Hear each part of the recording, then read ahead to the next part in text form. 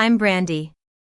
Standing in the hallway of my once beloved home, I'm surrounded by a suffocating silence.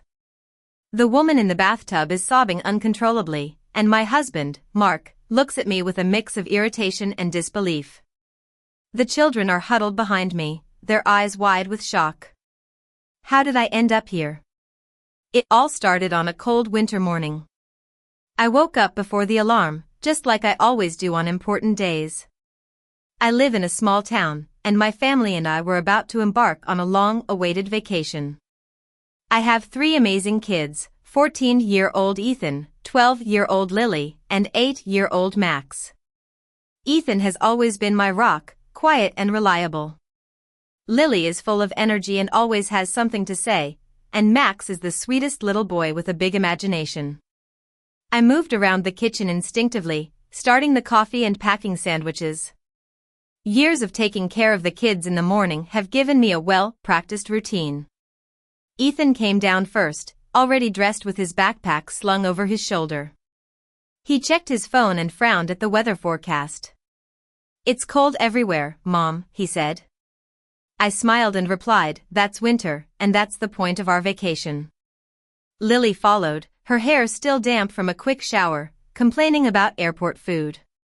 Max dragged his small suitcase behind him, saying he'd be on his best behavior on the plane if he could get hot chocolate afterward. I laughed and didn't make any promises. We drove to the airport, and the conversation in the car was a mix of bickering between Ethan and Lily about what movie to watch on the flight and Max counting snow plows outside the window. I listened quietly, one hand on the wheel and the other on my purse. I wasn't thinking about Mark yet, I was focused on getting the kids to the airport smoothly. At the airport, the warmth and noise hit us all at once. I joined the check-in line, my documents ready. But then, the agent frowned at the screen. "There seems to be an issue with the ticket times," she said, tapping the keyboard again. "I'm seeing a discrepancy in the check-in window." I leaned closer, my earlier calm starting to crack. I had double-checked everything. Mark always said I worried too much, but I knew details mattered. Another agent and a supervisor came over. The conversation turned serious, with words like system error and incorrect entry floating around. I felt irritated, but I kept my voice steady. As we waited, the snow outside the large windows got thicker. The departure board started to flicker, and one by one, flights were being delayed or cancelled. When our flight finally showed up in red, I let out a slow breath. The supervisor explained that the worsening weather and the ticket error meant we couldn't leave that day. Rebooking would take time, maybe even days.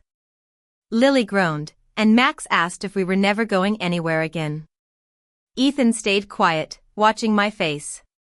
"We're going home," I said after a moment. My voice sounded surprisingly steady. "We'll figure something else out." On the way back, the kids were less disappointed than I expected. The snow was falling harder, softening the edges of the town. My phone buzzed in my purse, and I knew it was Mark. I thought about his reaction if we showed up at home instead of boarding the plane. It seemed almost comforting, so I decided to tell him when we got there. In the back seat, the kids started to plan an imaginary vacation. Max suggested building snow forts, and Lily argued for baking. Ethan listened and nodded, already adjusting. As I drove, the familiar landmarks were blurred by the snow. I didn't know that our ordinary life was about to shatter. When we got home, the house felt off.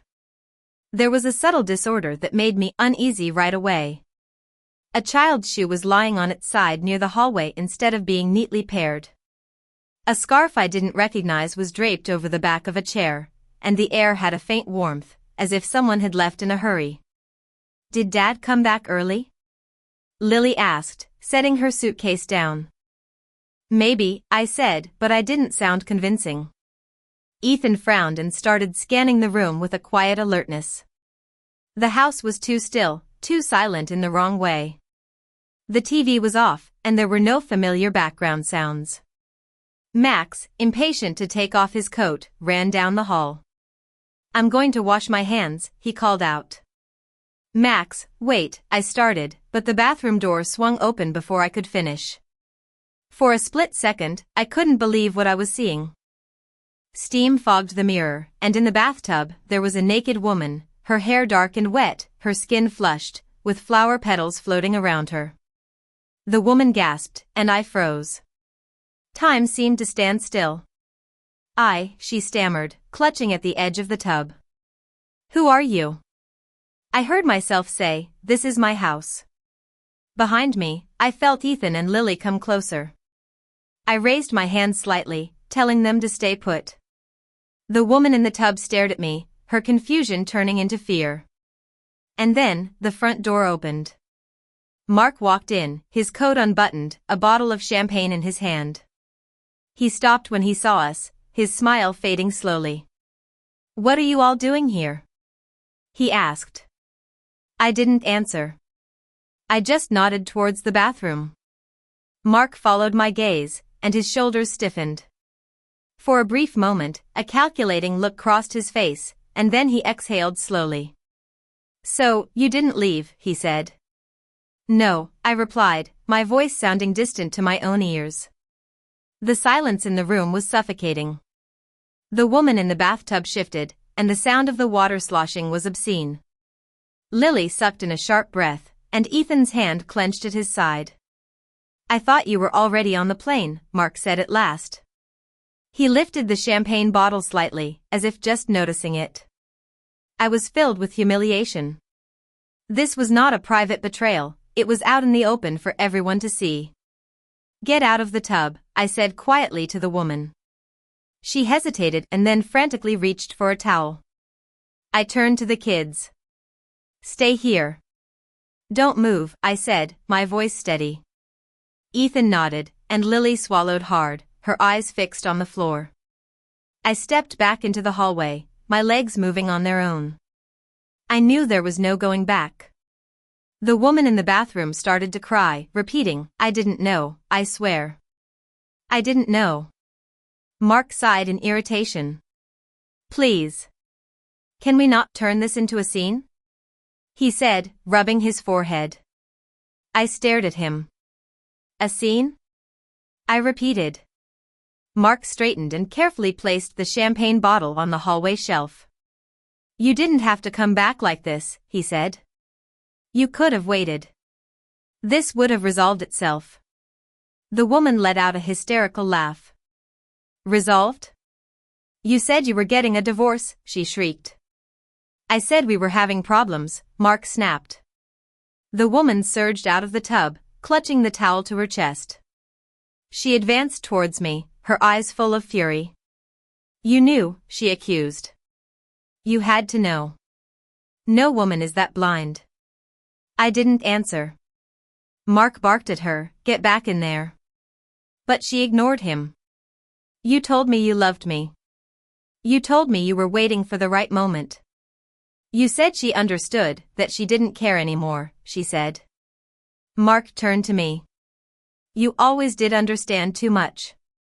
That was your mistake, he said. The words cut through me like a knife. Ethan moved in front of Lily and Max, shielding them. Lily grabbed Max's face and pressed his head into her shoulder. I took a sharp intake of breath. Enough, I said, but no one listened. The woman collapsed on the floor, sobbing. Mark stood over her, furious. You've ruined everything, he shouted. I looked at my children. Max was clinging to Lily, confused and scared. Lily's eyes were wet but focused, and Ethan stood rigid, protectively angled. That's when I made my decision. I stepped forward, took Max from Lily's arms, and placed my hand on Ethan's shoulder. Get your coats, I said. My voice was final. Mark stared at me. Don't be dramatic, he said. I met his eyes for the last time in that house. I'm done, I said. We left the house, and the noise of crying and shouting faded behind us. I drove without a clear destination. The streets of our town passed by in a blur. My phone vibrated in my coat pocket, but I ignored it. At a red light, I saw the woman running after us in the rearview mirror. She was slipping on the icy pavement, waving her hand. "Mom," Lily whispered. "That's her." I hesitated, but then the light turned green. Instead of driving away, I pulled over to the curb. The woman reached the car, gasping for breath. "Please. Please don't leave me here," she said. I rolled the window down an inch. "I don't have anywhere to go." He told me he'd drive me back. "I don't even know where I am," she continued. Ethan stiffened in his seat. "This isn't my problem," I said quietly. She nodded desperately. "I know. There aren't any buses out here and my phone is dead. I'll sit in the back. I won't say a word. Please." I was so tired of all the drama and cruelty. "Get in," I said. She climbed into the back seat, shrinking away from the kids. We drove in silence. When we reached a suburb on the edge of the town, I pulled over. She leaned forward. "I'm sorry. I didn't know about the kids," she said. I nodded. "Don't do this again." "Not with someone else's family," I said. She flinched and then stepped out into the cold. After she left, the car felt lighter. Ethan asked, "Where are we going?" I thought of hotels, of calling friends, but then I thought of my grandparents' farmhouse in the country. "We're going to my grandparents' place," I said. As we left the town behind, the road narrowed, and the houses gave way to open fields covered in snow. I felt a little bit of relief. I didn't know how long we'd stay or what would happen next, but at least I had chosen a direction. We reached the farmhouse well after dark. It was small and shadowed, its windows dark. Ethan opened his door first. "Stay in the car," he said to Lily and Max. "I'll clear a path." I watched him step into the snow, his boots sinking deep with each step. He grabbed the small shovel from the trunk and started working methodically. By the time I carried Max from the car, Ethan had cleared the steps. The front door was locked, but I found the old key in my pocket. It turned easily, and the door creaked open. Cold air rushed out, and inside, it smelled of dust and old wood. Ethan said, "There should be a wood stove." Grandpa kept one. He was right. It stood in the corner of the main room. He went outside to find wood, and I set Max down on a chair. As I moved through the house, memories came flooding back. I remembered my grandmother kneading dough at the counter and my grandfather humming as he fixed a chair. The house was quiet and reserved, as if waiting to see if I'd stay. Ethan returned with firewood and kindling. We built a fire, and when the first flame caught, I felt something inside me loosen. "We'll all sleep in one room. It'll be warmer," I said. That night, after the kids fell asleep, I sat at the table and checked my phone. There was a message from Mark. "Since you've decided to behave so irrationally, I won't be indulging in this nonsense. I've blocked all your cards and access to our accounts. When you calm down and realize you have no other option, we can talk. Until then, consider this a lesson." I stared at the screen in disbelief. I checked my banking app, and access was denied.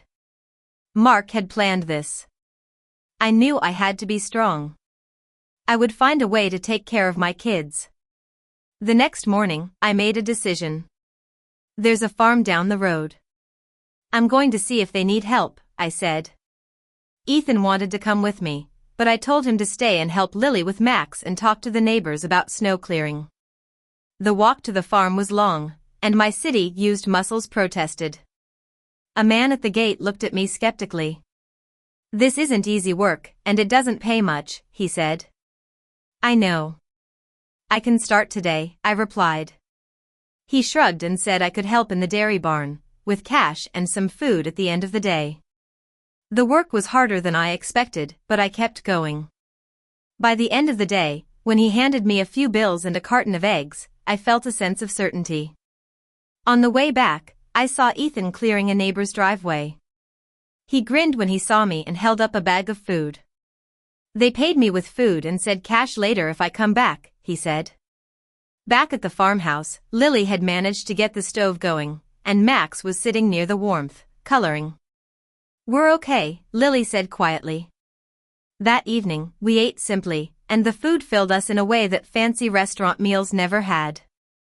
No one mentioned the town or Mark. We were starting to build a new life. But then, Max got sick. He was quiet all morning, sitting too close to the stove. When I touched his cheek, he had a high fever. I knew it was serious.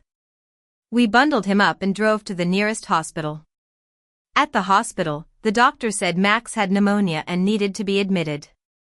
I had to make a difficult decision. I couldn't stay with him overnight because I had a job, and the kids were waiting at the farmhouse.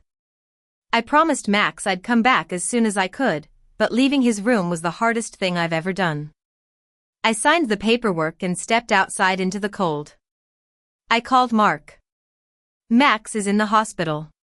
He has pneumonia." "They admitted him," I said. He laughed quietly and said, "Kids get sick." I asked him to come and sit with Max, but he refused. "You chose this," he said. I realized then that Mark had abandoned his role as a father. I ended the call, and a strange lightness came over me. I knew I didn't need his permission or help. I walked back to the farmhouse. On the way, I stopped at the small cemetery near the village. I visited my grandfather's grave. As I stood there, I heard footsteps behind me. It was an old friend, Jake. He had moved back to the town last year and worked at the hospital. He said he'd check on Max as a doctor. I was grateful. In the days that followed, I worked at the farm and visited Max every evening. He got better quickly. Ethan continued to work for the neighbors, and Lily took on more responsibilities at the farmhouse. The house started to feel like a home again. One evening, I counted the money I had earned that week. It wasn't much, but it was enough. We were slowly rebuilding our lives. Max came home, and the kids laughed again. I slept through the night for the first time in a long while. And as I watched Jake help Ethan carry firewood inside one clear afternoon, I knew that the future was open, and I was ready to face it.